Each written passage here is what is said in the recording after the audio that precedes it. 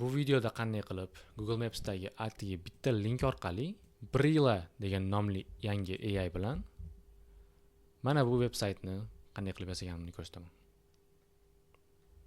Xo'p, buning uchun birinchi bo'lib Google ga o'tamiz va Google ga Brilla AI deb yozamiz. Va birinchi veb-saytga kiramiz. brilla.ai. Xo'p, bu nima qiladi? Bu yerga Google xaritadan linkni tashlaymiz va bizga bittada tayyor veb-sayt yasab beradi. Buning uchun Google Maps'dan birorta biznesni yoki birorta joyni qidiramiz. Masalan, bakery yoki restoran. Hop, bitta qarab chiqaman. Masalan, yaxshi revyular borlariga Adiba Bakery. Bularda o'sha veb-sayt bor ekan. Veb-sayti yo'q va bizga ko'p revyuli kerak. Nimaga ko'p revyu kerak? Chunki bular odam ko'pligi va ko'p odam veb-saytdan foydalanishini bildiradi. Pastga tushaman. Masalan, Alpha Bakery. Qaradim, veb-sayt yo'q. Add veb-sayt turibdi. Demak, bularda veb-sayt yo'q. Va hech qanaqa boshqa link ham yo'q. Bu yerda share ni bosaman va linkni copy qilib olaman. Va Brillaga o'tib, bu yerga paste qilaman. Va generate website degan tugmani bosaman. Bizga uje veb-sayt yasashni o'tib ketdi.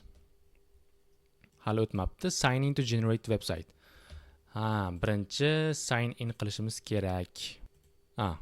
Endi sign in qilaman. Bu yerda bizga link jo'natgan. Va mana shu linkni bosaman. X ni bosaman, bizga kerak emas. Trial. Your generation cute. Uje generate qilyapti. Revyularni olyapti hammasini. Bu AI nimasidan farq qiladi boshqa AIlardan? Bu shunchaki o'zidan o'zi informatsiya to'qib chiqarmaydi. Masalan, eng zo'r veb-sayt, yo'q, eng zo'r bakery, eng zo'r restoran demaydi. Haqiqiy odamlar nima yozgan bo'lsa, o'shalardan misol keltiradi. Masalan, shuni hozir qo'shish mumkin. Bir nechta revyulardan, bir nechta odamlar qoldirganlardan qo'shib haqiqiy unik bo'lgan veb-sayt yaratadi.